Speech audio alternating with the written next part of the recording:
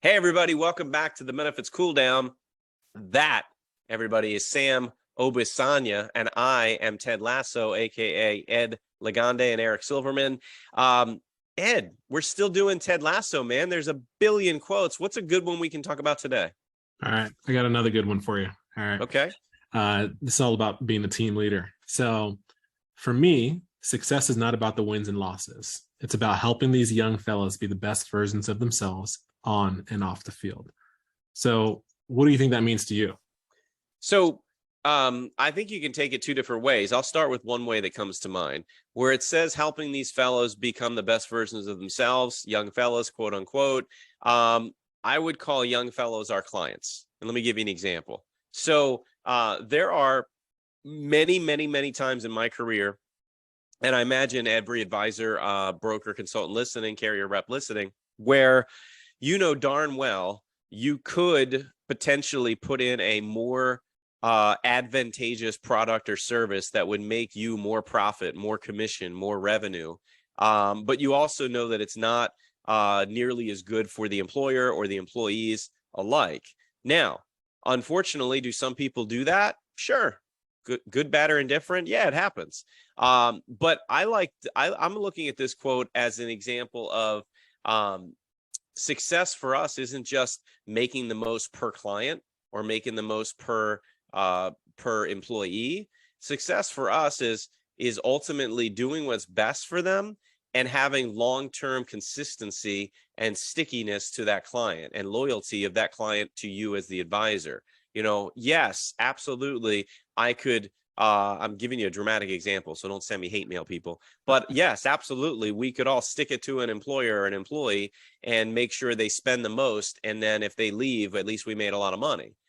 I don't like that angle. I've actually wrote the book on that angle. I'm a former carrier rep. It is what it is. Or I like to say recovering carrier rep. And I had a lot of years where that unfortunately was sadly what I was instructed to do and what the team did.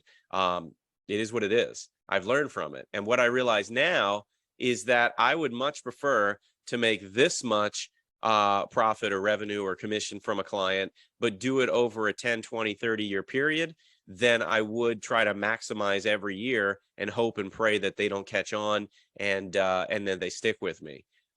So, there's a saying I learned early on: pigs get fat, hogs get slaughtered.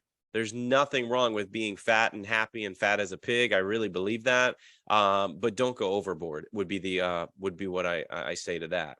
Now, from a team perspective, right? From a perspective of working with your actual internal employees, your team members, your comrades, I'll put the question on you. What is your thought?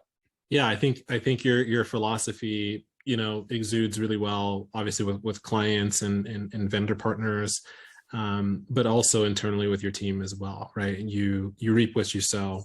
I would way rather have a team that I can, work with and build relationships with for a long term rather than just churning and burning, overall. And, I just think that ultimately you build the best camaraderie that way. And as a leader in an organization, and this is something I'm still trying to learn myself, right? And I know you and I talk about this all the time. How in the world do we continue to inspire our team to bring the best versions of themselves to work each day, right? And because ultimately, who becomes the beneficiaries of that? It's our clients.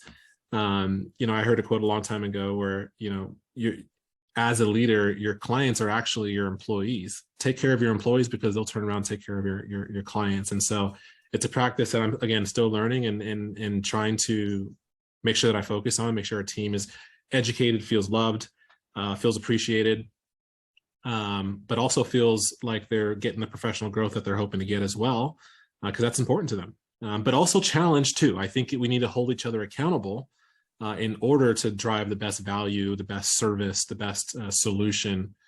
So again, our clients can become the beneficiaries of that. So I think that quote again goes, that philosophy that you mentioned works really well externally with vendors and clients, but also internally with your own team as you look to grow an organization. So spot on, man. Spot on. Well, listen, Sam, as always, I look forward to seeing you next week, where we put together another incredible Ted Lasso quote.